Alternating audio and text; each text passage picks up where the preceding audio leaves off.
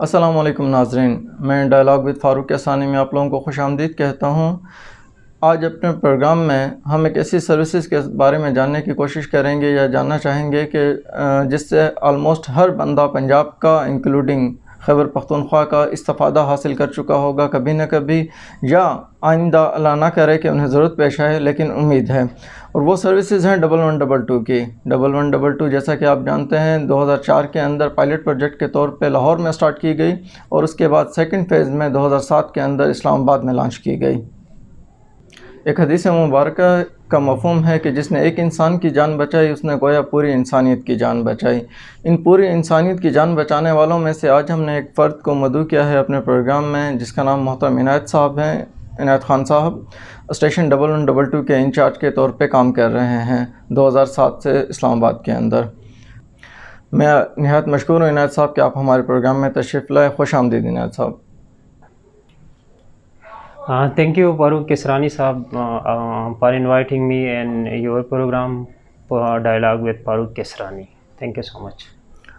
شکریہ عنایت بھائی، آپ ہمارے پروگرام میں آئے۔ میں آپ سے پہلا سوال یہ کرنا چاہوں گا کہ آپ کو اس سروس میں آنے کا خیال کیسے آیا؟ یہ تھینک یو سو مچ، یہ ایک بڑا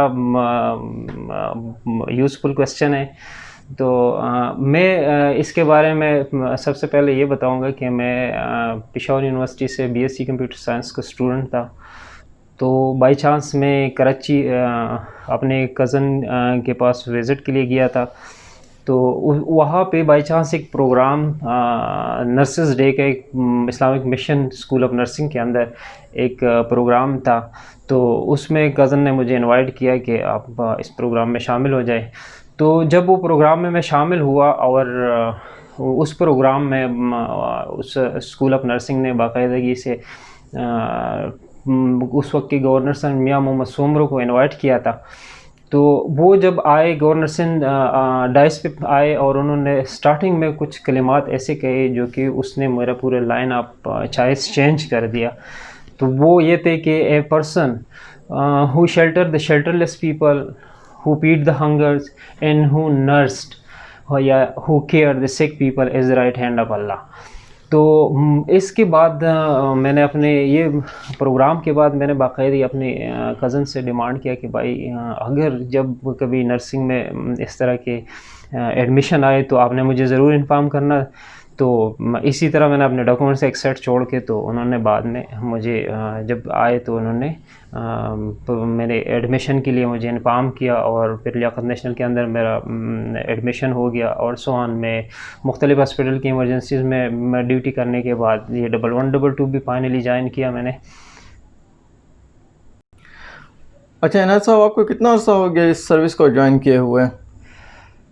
یہ تھوڑا سا ایک اس سروس کے بارے میں تھوڑا سا انٹروڈکٹری پیس پہ اگر ہم جائیں تو یہ سروس جیسے کہ آپ نے بتایا 2004 میں لانچ کی گئی، تو 2004 میں تو لاہور میں لانچ کی گئی، پھر اس 2007 اپریل 2007 میں ادھر لانچ کی گئی اسلام آباد کے اندر capital ambulance and rescue and emergency service کے نام، کیئر 1122 کے نام سے۔ تو یہ اسپیشلی ہمارے اوپر اسلام آباد، ہماری کیا اسلام آباد کے پبلک کے اوپر اس وقت کے چیئرمین کامران اللہ شاعری کا ایک اسپیشل بلیسنگ تھی جو اس سروس کو لاہور کے بعد سیدھی اسلام آباد لے آئے۔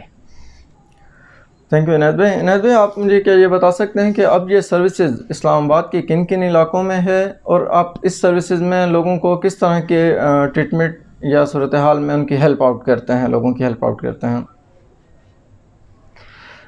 چونکہ یہ سروس 2007 میں جیسے کہ آپ نے بتایا اسلام آباد کے اندر لانچ کی گئی، تو انیشلی اس کو CDA نے فنڈ کیا اپنے ریسورسز پہ، اور اس پہ تقریباً 74 ملین کاسٹ آئی۔ تو انیشلی یہ 7 سیکٹرز میں لانچ کی گئی، اور ہر سیکٹر میں پھر 2 ریسکیو ایمبولینسز، ہر سیکٹر میں 2 ایمبولینسز کو کوریج دے رہے تھے۔ تو ہر ایمبولینس میں اسٹاف آف 3 کا ایک ریشو تھا، جس میں ایک ڈرائیور، میڈیکل ٹیکنیشین اور ایک اسٹاف نرس ہوتا تھا۔ تو اس کے بعد یہ 2016 میں پھر اسلام آباد کے ریموٹ اینڈ رورل ایریا میں اس سروس کو ایکسٹینڈ کیا گیا، جو کہ اب ہم تقریباً پوری اسلام آباد کو کوریج دے رہے ہیں۔ تو جیسا کہ آپ نے اب میں فاروق کسرانی صاحب آپ کے سوال کے دوسرے حصے کی طرف آتا ہوں، جس میں آپ نے کہ آپ مطلب ہو کین گیٹ دی بینیفٹ یا آپ کیا سروس دے رہے ہیں.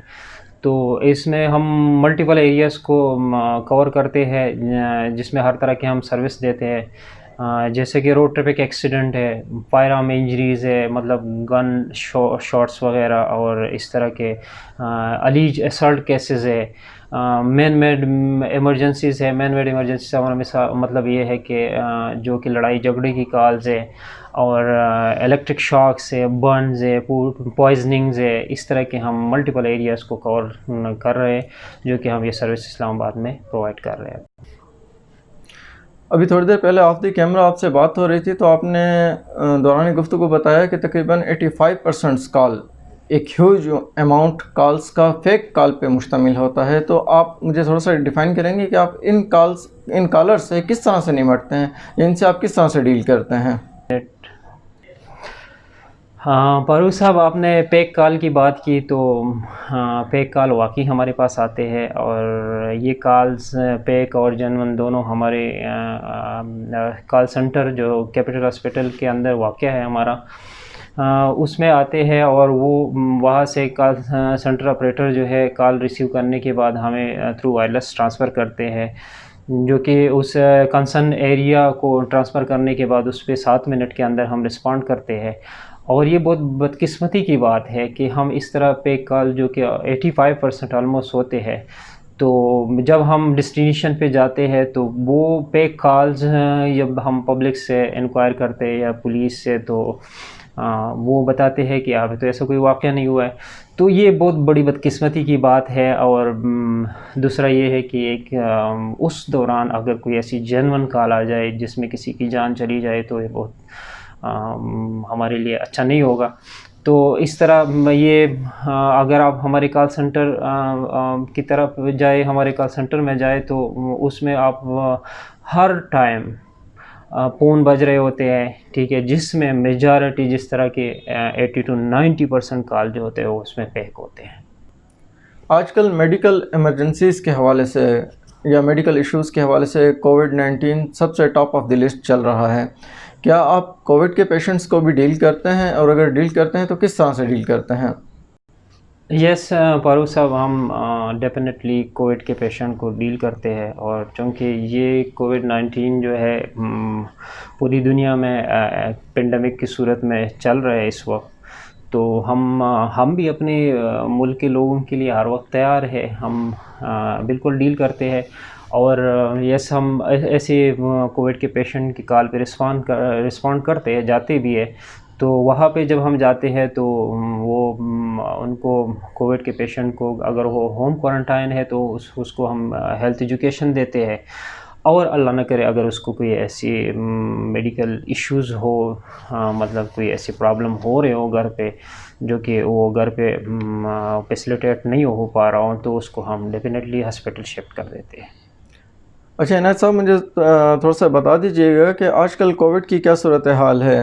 گزشتہ دنوں سے اگر ہم آج کل کو کمپیریزن کرتے ہیں تو نمبر آف پیشنٹس انکریز ہوئے ہیں یا ڈیکریز ہوئے ہیں؟ جی، آلموسٹ اگر ہم ایک مہینہ پہلے کی بات کریں تو جو پیشنٹ کی تعداد تھی کافی پر ڈے کے حساب سے ہمارے پاس تقریباً 25 to 30 ایک نمبر آ رہا تھا. تو اس کے بعد اب جو کہ اسلام آباد ایڈمنسٹریشن کی طرف سے تھوڑی سی لاک ڈاؤن اسپیسیفائی کیا گیا، مطلب اگر کسی ایریا میں تو اس اسپیسیفائی ایریا کو لاک ڈاؤن کیا گیا، تو اس سے کافی تعداد میں کمی آئی ہے. تقریباً ابھی ہم 4 سے 5 تک کے پر ڈے کے کال کے ریشو پہ آئے. شکریہ عنایت صاحب، آپ ہمارے پروگرام میں تشریف لے کے آئے. آخر میں آپ سے پوچھنا چاہوں گا کہ اس دوران سروس آپ کو کس طرح کے مسائل کا سامنا کرنا پڑ رہا ہے؟ یہ ایک بہت اچھی کوشچن ہے، اور بالکل ڈیفینیٹلی بہت سارے ایک بہت بڑی لمبی لسٹ ہے ایشوز کی، پرابلم کی، مسائل کی. ہر جگہ ہوتے ہیں، ہماری بھی ہے. تو اسپیشلی جب یہ سروس اسلام آباد اگست 2016 میں جب اس سروس کو اسلام آباد کی ریموٹ اینڈ رورل ایریاز میں ایکسٹینڈ کیا گیا، تو اس سے ہمارے پاس جو ہے ایک ہیومن ریسورسز کی صورت میں ایک بہت بڑی شارٹیج آئی، جو کہ ہم اس کو شارٹیج آف سٹاف بولتے ہیں۔ تو چونکہ ہونا چاہیے تھا کہ یہ سروس جب ایکسٹینڈ کرتے تو اس کے لیے اسی سٹاف بھی ہائر کرتے، جو کہ ابھی تک ہمارے پاس سٹاف نہیں آئے، ہائر نہیں کیے گئے۔ تو اسی اویلیبل سٹاف پہ ہم باقی بھی سارے ریموٹ اینڈ رورل ایریاز کو کور کر رہے ہیں۔ تو یہ بھی ہمارے لیے ایک ایشو ہے۔ اس کے علاوہ چونکہ ہم بھی فیملیز والے ہیں، ہم بھی اپنی فیملیز کو ہمیں ٹائم دینا ہوتا ہے۔ ہمارے پاس چونکہ سٹاف کی شارٹیج کی وجہ سے ہم CL اویل نہیں کر سکتے، LFP اویل نہیں کر سکتے اپنے، اور بہت سارے ایسے فیسٹیول پہ ہم جو کہ مذہبی تہوار ہوتے ہیں ہم اس کو بھی ٹھیک ہے، ہیومینٹی سروس ہے، ہم خوش ہے، ٹھیک ہے کوئی نہیں، لیکن پھر بھی فیملی کو ٹائم دینا ہوتا ہے۔ تو یہ بھی ایک ایشو ہے۔ دوسرا مین جو ہے ہمارا جو میٹیریل جو ایکوپمنٹ ہے، اور ایسی جو دوسرے میڈیسن کی صورت میں ہمیں کافی شارٹیج کا سامنا کرنا پڑا ہے مختلف اوقات میں، جیسے کہ چونکہ ابھی جیسے COVID-19 چل رہے ہیں ہمارے پاس، چونکہ ابھی اس وقت تقریباً ہر پیشنٹ سسپیکٹڈ ہوتا ہے ہمارے پاس، لیکن ہمارے پاس نہ پراپر مقدار میں گلوز اویلیبل ہے، نہ ماسک ہے۔ سیمپل ماسک ہوتے ہیں جو کہ لوگ ابھی میڈیکل جو پرسنلز ہیں، ہیلتھ کیئر پروفیشنل ہیں، وہ یوز کرتے ہیں N95 K95، یہ اسپیشل ٹائپ کے ماسک یوز کرتے ہیں۔ ہمارے پاس وہ سیمپل بھی بڑی مشکل سے اویلیبل ہے، تو یہ بھی ایک پرابلم ہے۔ دوسرا ہمارے پاس چونکہ تو میں یہ بات کر رہا تھا کہ جیسے کہ اب بھی جنرل شفٹ میں بھی لوگ کام کرتے ہیں، تو ہمارے پاس جو ڈیوٹی ہاورز ہے وہ آلموسٹ جنرل شفٹ سے ہم 6 دن تقریباً مہینہ پر منتھ زیادہ کر رہے ہوتے ہیں۔